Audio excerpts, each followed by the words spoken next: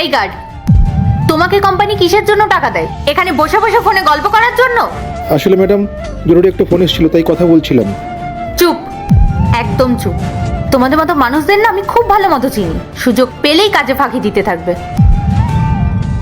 Madam madam, ও মিথ্যে কথা বলছে না, ও একদম সত্যি কথাই বলছে।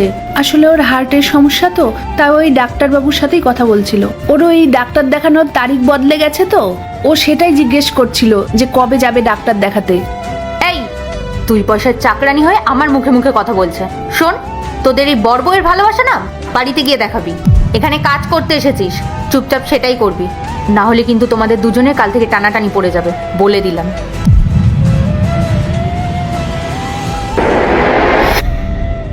আচ্ছা, এবার আমি বুঝলাম, তার মানে তুমি আগে ওদের সাথে খারাপ ব্যবহার করেছো।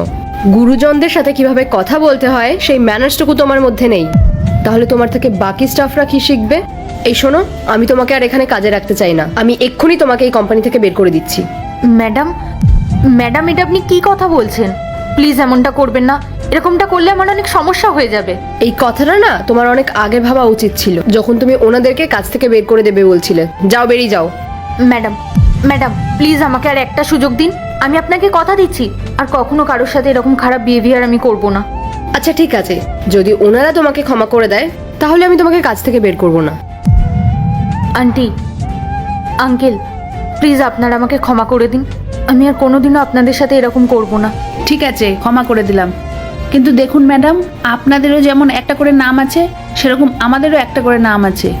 আপনারা আমাদের নামের বদলে ঝাড়ুদার, চাকরানি, বুড়ি এইভাবে বলে ডাকেন, এটা আমাদের একদমই ভালো লাগে না শুনতে। আপনি বুঝতে পেরেছেন, এটাই অনেক। ম্যাডাম, আপনি ওনাকে কাজ থেকে বার করবেন না।